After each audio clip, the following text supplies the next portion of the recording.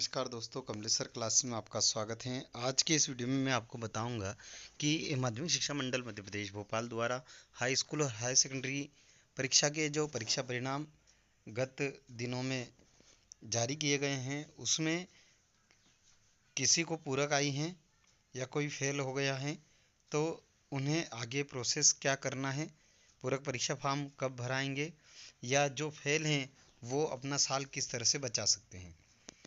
तो बात करते हैं सबसे पहले कि अगर आपने माध्यमिक शिक्षा मंडल भोपाल द्वारा आयोजित परीक्षा में पूरक प्राप्त की हैं तो कक्षा 10वीं में आपको अधिकतम 2 अंकों में पूरक विषय मिल सकती हैं। अगर आप एक विषय में पूरक अगर आपको आई है तो आप पूरक नहीं मानी जाएगी, क्योंकि बेस्ट ऑफ 5 जो पद्धति है उसके अंतर्गत आप उसमें पास माने जाएंगे। तो पूरक आने की संभावना एक विषय में तो पूरक आती नहीं है। तो बात करते हैं कक्षा 10वीं में 2 विषय में अगर पूरक है तो आपको आवेदन जो आपके हैं वो पूरक परीक्षा के आवेदन शुरू हो जाएंगे 31 मई से, और जो 15 जून तक चलेंगे। फीस गत वर्ष के अनुसार 750 रुपये के आसपास थी। इस वर्ष जो नई फीस आएगी तो वो पता लग ही जाएगा आगे वीडियो में, और अगर नहीं आती तो लगभग इतना तो मान के ही चलिए। बात करते हैं कक्षा 12वीं की, तो 12वीं में सिर्फ एक विषय, चूंकि आपके 5 ही विषय होते हैं तो एक विषय में ही आपको पूरक दी जाती हैं। एक से ज़्यादा विषय में आपको पूरक नहीं मिलती हैं या पूरक की पात्रता नहीं होती है। अब पूरक आवेदन 10वीं हो या 12वीं हो, सभी के आवेदन 31 मई से शुरू होंगे जो 15 जून तक चलेंगे। आपको इसमें फॉर्म भरना है और इसके रिजल्ट आने के बाद आपका जो है प्रवेश स्कूल में अगली कक्षा में या कॉलेज में करवा सकते हैं। कंडीशन होती है कि अगर आप 10वीं में आपको 2 विषय में पूरक आई है और आप 11वीं में एडमिशन लेना चाहते हैं तो परीक्षा फॉर्म आपके 15 जून तक भर जाएंगे, जबकि एडमिशन 15 जून से शुरू हो जाते हैं। तो आपको अगली कक्षा के लिए अस्थायी एडमिशन लेना होंगे, ताकि आप जैसे ही 10वीं के पूरक विषय की परीक्षा जो जुलाई में आयोजित होगी, 17 जुलाई से इसका आयोजन होगा पूरक परीक्षा में, उसमें परीक्षा देने के बाद अगस्त एंड तक आपका रिजल्ट आ जाता है तो आपका जो अस्थायी एडमिशन है वो स्थायी हो जाएगा अगर आप उसमें पास हो जाते हैं। और यदि आप उन दोनों विषय में फेल हो जाते हैं तो आपका जो एडमिशन है वो स्वतः ही निरस्त हो जाएगा। बात करते हैं जिनको 10वीं में 2 विषय से ज़्यादा और 12वीं में एक विषय से ज़्यादा विषयों में नंबर कम आए हैं, उसमें फेल हुए हैं, तो वो अनुत्तीर्ण माने जाते हैं। तो उन्हें क्या करना है, तो जो 2 से अधिक विषय में अनुत्तीर्ण हुए हैं उनके लिए तो वो अनुत्तीर्ण ही हुए, उनको दूसरा साल फिर से पढ़ना पड़ेगा। लेकिन उसके लिए मध्य प्रदेश शासन द्वारा एक नई योजना चालू की गई है, रुक जाना नहीं, लौट चलें, इस तरह से भी इनका नाम है।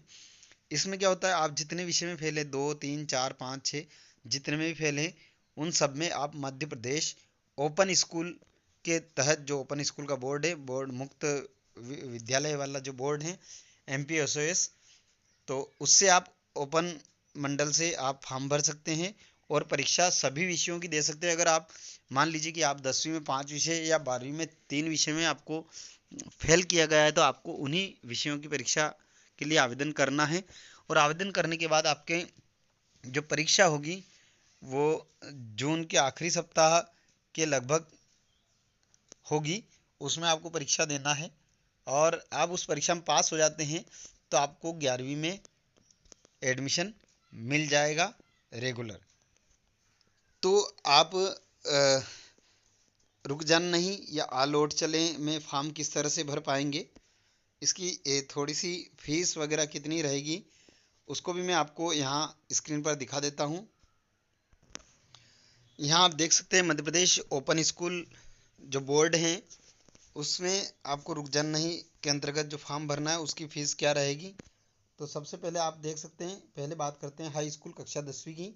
यदि आपका एक विषय में है तो 605 रुपये आपके लगेंगे, ये फीस है। लेकिन BPL कार्ड वाले, SC ST की महिलाएं, ये 40% या अधिक विकलांग व्यक्तियों की 415 रुपये लगेंगे, ये मूल फीस है। और यहाँ छूट के बाद फीस है, 2 विषय का 1210 रुपये हैं लेकिन छूट के बाद 835 लगेंगे, 3 विषय के 1500 रुपये हैं लेकिन छूट के बाद 1010 रुपये लगेंगे, 4 विषय के 1760 हैं लेकिन छूट के बाद 1160 लगेंगे, 5 विषय के 2010 रुपये लेकिन छूट के बाद 1310 रुपये लगेंगे, 6 विषय के 2060 रुपये हैं लेकिन छूट के बाद 1360 रुपये लगेंगे।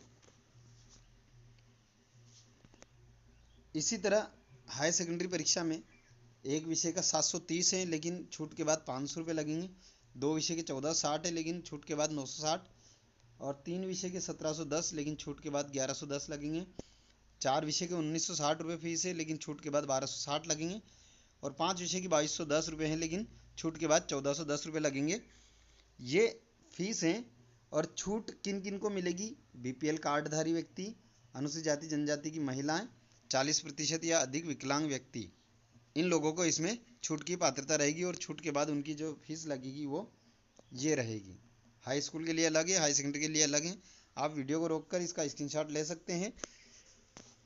तो ये पूरी जानकारी थी। अगर आप इसमें आवेदन करते हैं, अगर आप 4 विषय में फेल हैं, 3 विषय में फेल हैं, आवेदन करते हैं तो आपकी परीक्षा जून के अंतिम सप्ताह में हो जाएगी और जुलाई एंड तक या अगस्त के पहले सप्ताह में आपका जो है रिजल्ट आ जाएगा। और उसके बाद आप वापस से अपनी जो पढ़ाई है नियमित रूप से उसी स्कूल में शुरू कर सकते हैं।